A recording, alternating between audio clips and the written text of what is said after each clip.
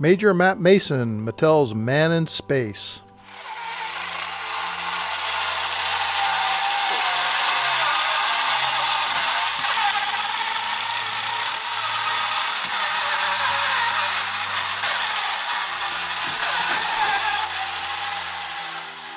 I have to say that Major Matt Mason was one of my favorite toys of my childhood. It was a highly popular toy line that was produced by Mattel from 1966 to the early 70s. Unfortunately, it was one of the toys that didn't survive my childhood. I don't know what happened to it, but it ended up disappearing.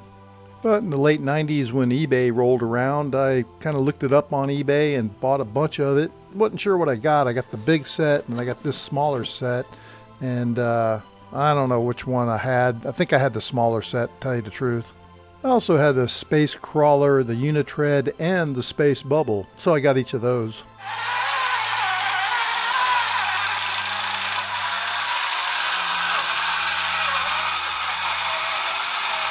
I actually have two Unitread Space Crawlers. One of them works, the other one runs, but the transmission's messed up, so it doesn't go, it doesn't move.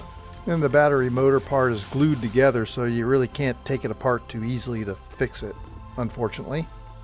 The Space Bubble works well and it tows right behind the Unitread.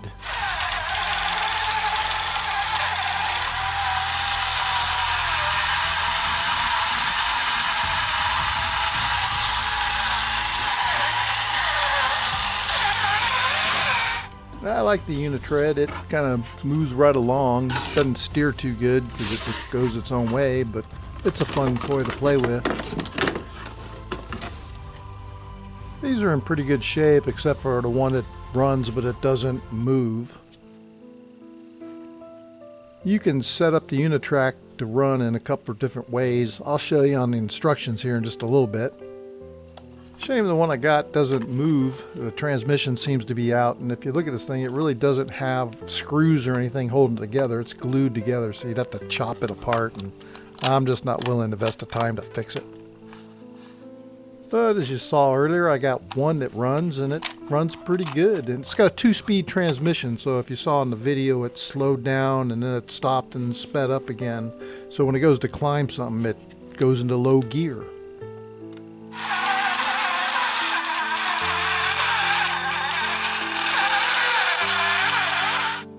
Here's the Unitread Space Hauler's instructions, and if you look at the bottom, it shows you an alternate way you can set it up to run.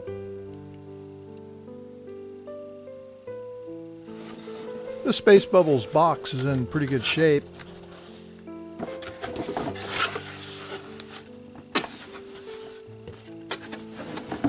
The Space Bubble itself's in pretty good shape. It's not too scuffed up, and it moves pretty freely, even though it does stick a little bit. All the parts are there, and also the part that hooks up to the Space Crawler so you can tow it with the Space Crawler.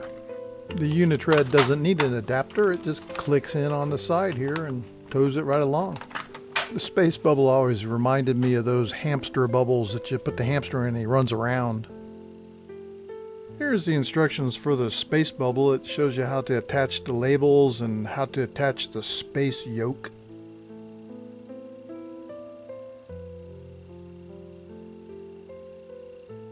And the backside shows you how to attach the Space Bubble to the space vehicles, the crawler, and then, I don't have it, the space laser also.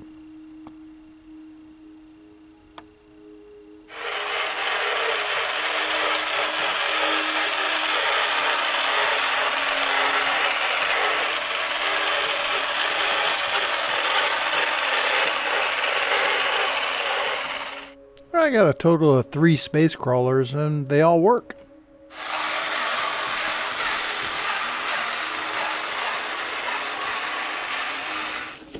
And I'll unpack the space station only box first and set it up. All the parts are there, and got 4 space guys. I've got 2 Matt Masons and 2 Sergeant Storms. They're all in pretty good shape. But one of the Matt Masons and one of the Sergeant Storms do have some broken wires in them, which is something you got to look for if you're going to buy these kind of things in the future. And through the magic of editing, the base is set up and got all the guys put around the base ready to go. We've got two Sergeant Storms in the command center of the space base. They might be clones if you've ever seen the movie Moon. Got a couple clone Matt Masons down there on the O1 deck, ready to rock out. And we'll get some shots since the lunar night has fallen, and we fired up the beacon on top of the space base.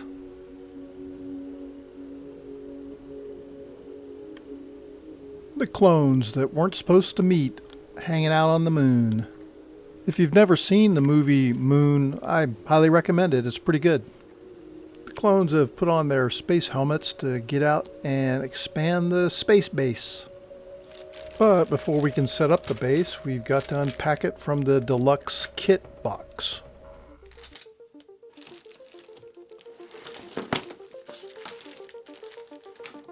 And there are a couple of cat tracks. Got two orange and one white one. There's the first space crawler. It's got the space bubble tow attachment on it. And there's the second space crawler and a couple more of the solar panels. And this is the Supernaut Power Limbs pack.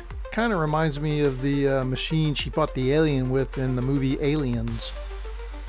But this toy predates that movie almost 20 years, so that's pretty cool. And there's the third crawler. We're going to use that as a crane on top of the first base we built.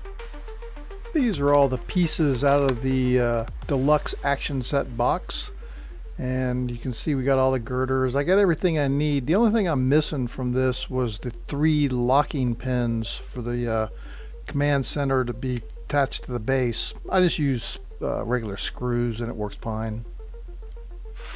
And as I said before, I'll use the third crawler as a crane to lift stuff up onto the O1 deck. The big question is, what crane do you use to get the crawler on top of the space station? Or maybe it's a rocket ship and it can fly a little bit. Whatever your imagination tells you it can do.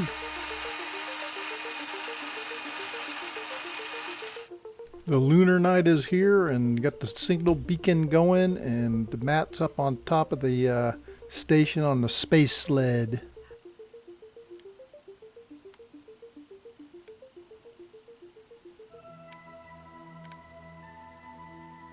An overview of the 2-station setup. Put the one at a lower level and got an O1 deck for loading supplies up, so seems to work out pretty good. And there's the space crawler as a crane on top, hanging with a cat track. The base is pretty well set up and ready for lunar exploration.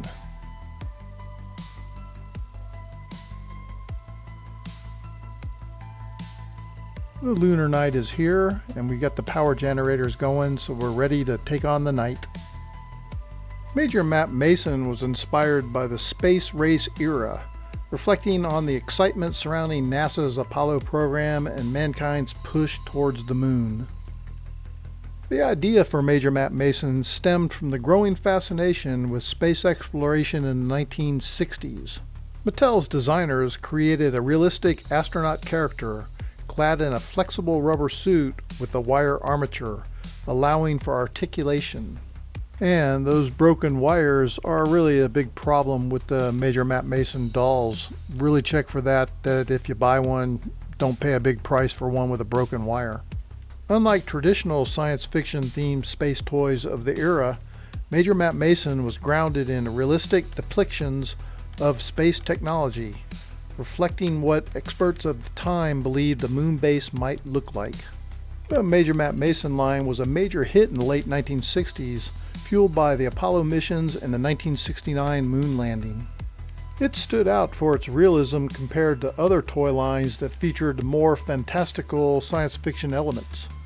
However, interest declined in the early 1970s as public enthusiasm for the space program waned. And to me, that's what makes this toy so much more special. I mean, it was a toy of its time, the late 1960s, mankind first leaving Earth and locking on another planetary body. Well, the clones are working away on the moon. They're waiting for the daylight to come back and they'll get back started. Again, if you haven't seen the movie Moon, I'd kind of recommend to watch it if you like space movies with a twist. And that pretty much wraps up my overview of my Major Map Mason set stuff. I appreciate you watching. Please like, subscribe, share, and we'll catch you on the next video.